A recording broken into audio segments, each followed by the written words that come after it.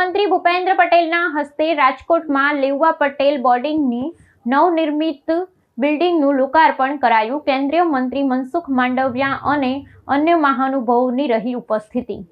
રાજકોટ ખાતે રાજ્યના મુખ્યમંત્રી ભૂપેન્દ્ર પટેલના હસ્તે લેઉવા પટેલ નૂતન કેળવણી મંડળ સંચાલિત છાત્રાલયના નવનિર્મિત ભવનનું ભવ્ય લોકાર્પણ કરવામાં આવ્યું હતું। આ પ્રસંગે મુખ્યમંત્રીએ સંસ્થાના પરિસરમાં ભારતના લોહ પુરુષ અને અખંડિતતાના શિલ્પી સરદાર વલ્લભભાઈ પટેલની વિશાળ પ્રતિમાનું અનાવરણ કરી તેમને સાચી અંજલિ અર્પી હતી। આશરે 30 કરોડ રૂપિયાના માતબર ખર્ચે તૈયાર થયેલા આ અદ્યતન શૈક્ષણિક સંકુલમાં 2000 જેટલા વિદ્યાર્થીઓ માટે રહેવા, જમવા તેમજ ઉચ્ચ કક્ષાના અભ્યાસ માટેની તમામ આધુનિક સુવિધા ઉપલબ્ધ કરવામાં આવી છે। આ કાર્યક્રમમાં ઉપસ્થિત જનમેદનીને સંબોધતા મુખ્યમંત્રી પટેલે જણાવ્યું હતું કે લેઉવા પટેલ સમાજે હંમેશા મારું નહીં આપણુંની ભાવનાને ચરિતાર્થ કરી છે અને આ જ સમૂહ ભાવના રાજ્યના સર્વાંગી વિકાસનો મજબૂત પાયો છે।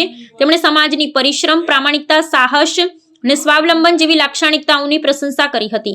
આ જ મંચ પરથી કેન્દ્રીય મંત્રી મનસુખભાઈ માંડવિયાએ પણ પોતાના વિચારો રજૂ કરતા વિશ્વાસ વ્યક્ત કર્યો હતો કે સરદાર પટેલના એકતા ને ખુમારીના આદર્શો આ સંસ્થાના અભ્યાસ કરતા યુવાનોને રાષ્ટ્ર નિર્માણના કાર્યોમાં અવિરત પ્રેરણા પૂરી પાડશે। આ પ્રસંગે રાજ્ય મંત્રીમંડળના સભ્યો, સાંસદો અને વિવિધ ક્ષેત્રના અગ્રણીઓની વિશેષ ઉપસ્થિતિ રહી હતી। આ લોકાર્પણ સમારોહ દરમિયાન લેઉવા પટેલ બોર્ડિંગના નવનિયુક્ત પ્રમુખ તરીકે ધારાસભ્ય જયેશભાઈ રાદડિયાની વરણી કરવામાં આવી હતી, જેમને મુખ્યમંત્રી વિશેષ અભિનંદન પાઠવ્યા હતા।